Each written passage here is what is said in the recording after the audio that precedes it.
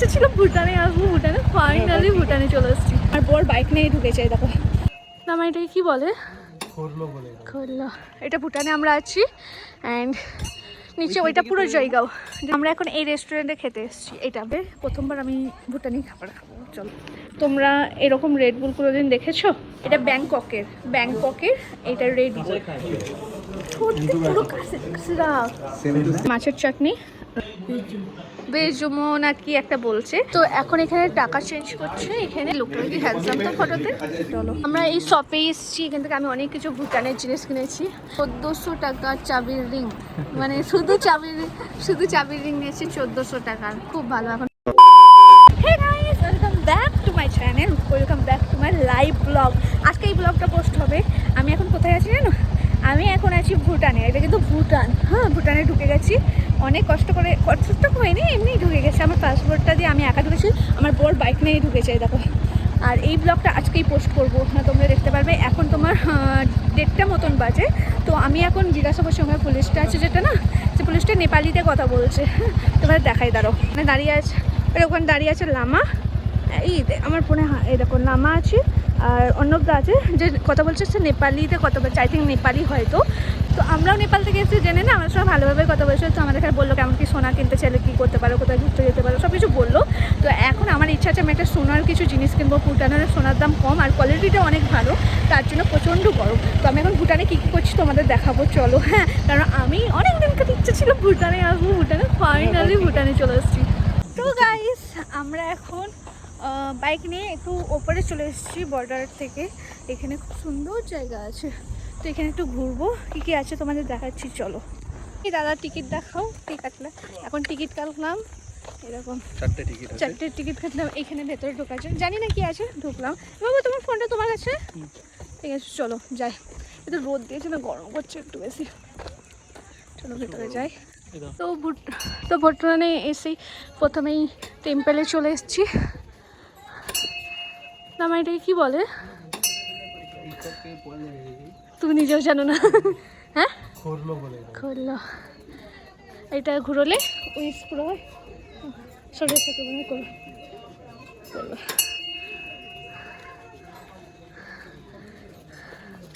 এটা ওপর থেকে, এটা পুরোটাই জায়গাও। এটা ভুটানে আমরা আছি অ্যান্ড নিচে ওইটা পুরো জায়গাও, দেখতে পাচ্ছ জায়গাও। এই দেখো, এইটা হলো ইন্ডিয়া। আমরা কিন্তু ভুটানের দাঁড়িয়ে আছি, দাঁড়িয়ে এটা ইন্ডিয়া। দেখো পুরোটা নিজের চোখে দেখে বেশি ভালো লাগছে, ক্যামেরায় অত ভালো লাগছে না। আমি প্রচণ্ড হালা হয়ে গেছে, আমার গলা দিয়ে আওয়াজ বেরোচ্ছে না। কিছু খাইনি, তো ডাব খেয়েছিলাম একটা। আর এখন ভুটানি খাবার খাবো। ভুটানে এসেছি যখন, ওখানে একটা দেখলাম রেস্টুরেন্ট মতন, হোটেল মতন ছিল, তো ওইটা খাবো। আর দেখো রেস্টুরেন্টটা পুরোটা খুবই সুন্দর লাগছে ঘরগুলো, কিন্তু ক্যামেরাই ভালো আসছে না। ওরা দেখো দাঁড়িয়ে আছে, ক্যামেরাই ভালো আসছে না। তো আমরা এখন এই রেস্টুরেন্টে খেতে এসেছি। এটা ভুটানি এখানে খাবো। কি খাবার আছে সেটা দেখাবো, এটা সব ব্লগ করছে। তো দেখা যাক এখানে কি খাবার পাওয়া যায়। প্রথমবার আমি ভুটানি খাবার খাবো, চলো। আমি এখন একটা রেড বুল নিচ্ছি। হ্যাঁ এইরকম দেখাও। এটা তোমরা এরকম রেড বুল কোনোদিন দেখেছো? রেড বুল কাশের সিরাপ। তো এখানে দেখো, এইটা হলো ব্যাংককের অ্যান্ড এই যে রেড বুলটা নিলাম এটাও কিন্তু ব্যাংককের। হ্যাঁ, আর এটা হলো বাংলাদেশের অ্যান্ড এটা তো আমাদের ইন্ডিয়াতেও আছে। এটা কিন্তু ব্যাংকক। আমি রেড বুল দেখেছি, এইটা থেকে রেড বুল বুঝতে পেরেছি, বাট এই কাশির সিরাপটা আমি বুঝতে পারিনি। তাও জিজ্ঞাসা করলো নাকি এটা ব্যাংককের, তাই জন্য এইরকম দেখতে। এবং এখন এইটা আমি খাবো। ভুটানি না, এটা ব্যাংককের এইটা রেড বুল। দেখো এটা পুরো কাশির সিরাপের মতন, ব্যাংককের। আমাদের এখন চলে এসছে মোমো, এটা ভেজ মোমো অ্যান্ড চাউমিন। ওর অতটা ভালো লাগেনি গো এখানে। আর সবাই আমরা খাচ্ছি মোমো, তো আমি মোমোটা খেয়ে বলি দাঁড়াও।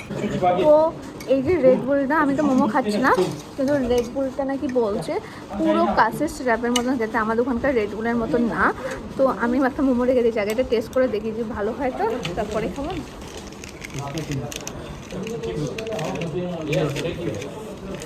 পুরো কাশির সিরাপ, পুরো তো ঝাঁসটা নেই, শুধু পুরো কাশির সিরাপের মতন খেতে।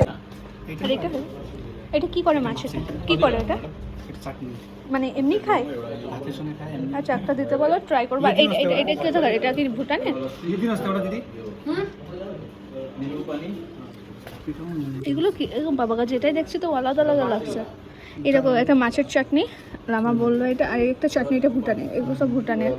ওখানে অনেক ভুটানি নুডলস পেয়েছি, সেগুলো নিলাম। ও আমি ভুটান থেকে এই দেখো কোরিয়ান নুডলস পেয়েছি, কোরিয়ান নুডলস অ্যান্ড ভুটানের কিছু খাবার মানে নুডলস পেয়েছি, এগুলো সব ভুটানের, made in Bhutan, made in Bhutan. And এটা চাটনি আছে, জানি না কিছু কাছে। আমি নিজে উচ্চারণই কি তুমি বুঝতে পারছো না, লামাও বুঝতে পারছে না।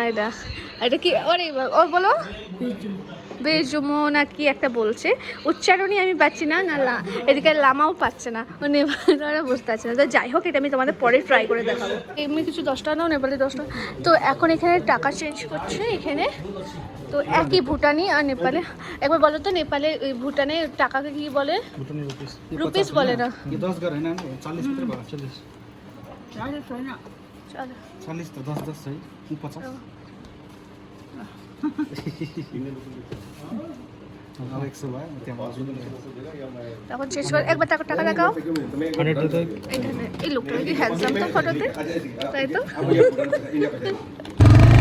তো এখন আমি বেরিয়ে গেছি এই পার্কটা থেকে। তো এখন আরও ভুটানের ওই সাইডে যাবো বাইরে করে। চলো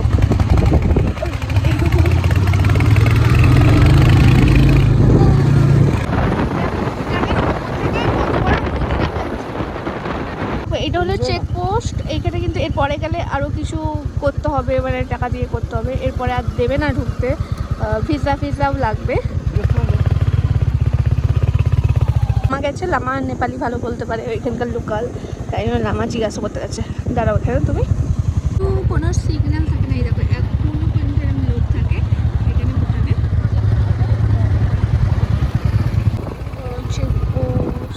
নেপালে পেট্রোলের দাম অনেক সস্তা, আর তাছাড়া ভুটানেও অনেক সস্তা ইন্ডিয়া থেকে। আমরা ভেবেছিলাম ভুটানে যখন এসেছি পেট্রোলটা ভরিয়ে নেব, কিন্তু দুটো পেট্রোল পাম্পে গেলাম, দুটো পেট্রোল পাম্পেই পেট্রোল নেয়। এরকম পেট্রোল পাম্প থেকে বেরোচ্ছি এখন, পেট্রোল নেয়, তো গাড়িতে তেল ভরাও হলো না কম দামে। তো এখন মার্কেট ঘুরবো, চলো। ভুটানে কিন্তু অনেক নিয়ম আছে। তো দেখো এখানে 4টে বাইক রাখার আছে, 4টে বাইক রাখতে পারবে, এক্সট্রা যেই সাইডেও রাখতে পারবে না। ওখানে বড় মানে 4 চাকার জায়গা আছে, ওখানে কিন্তু রাখতে পারবে না বাইক, বা বাইকের জায়গায় 4 চাকা রাখতে পারবে না। যখন রেখে দিয়েছিল তো এসে আমাদের এখানে সরিয়ে এসে তারপরে এখানে তাই দাঁড়িয়েছিলাম, একটা বাইক রাখতে পেরেছি, 4টের জন্য একটা ফাঁকা ছিল না, দাঁড়িয়েছিলাম। একটা বাইক গেল স্কুটি, তারপরে লামা করে রাখলো আমাদের বাইক। একটা শপ আছে খুবই সুন্দর, কিন্তু ঘরের জিনিসপত্র দেওয়া আছে, কিন্তু গান হচ্ছে, কপিরাইট আসে না। তো আমি এটা নিয়েছি, পরে কথা হবে কেন কপিরাইট আসবে। চলো আমরা এই শপে এসেছি, এখান থেকে আমি অনেক কিছু ভুটানের জিনিস কিনেছি। এই লামা কিনে নাও। তো এখন এখানে অনেক কিছু আছে, এখানে ম্যাগনেট আছে, এখানে আমি অনেক কিছু কিনেছি, তোমাদের পরে দেখাবো। প্যাকেট কার তো আমি অনেক কিছু আলাদা আলাদা জিনিস কিনেছি, কিন্তু এই মহাজন মানে এই ভাইয়া ও এই সব में है ये सदाग हाँ, तो ये वाला ही दीजिए, इसमें कम है उसमें ज़्यादा है, ठीक है। तो এই দাদা ভাইয়া আমাদের নিয়েছে 1400 টাকার চাবির রিং, মানে শুধু চাবির রিং নিয়েছে 1400 টাকার। খুব ভালো, এখন পেমেন্ট করছে, বলছে নাকি অনলাইন চলবে তাই। তো আমরা এখন খেতে এসেছি, এখানে আমাদের খাবার চলে এসেছে। সারাদিন কিছু খাইনি, খাবো এখন খাবারটা প্রচণ্ড ভালো। তো এই দেখো এটা হলো আমাদের খাবার থালি, আর চিকেন অর্ডার করা হয়েছে, তো এটাই খাবো এখন। তো খেয়ে নিই চলো, আর ভিডিওটা বড় করবো না। তো আজকের জন্য এইটুকুনি, চলো টাটা।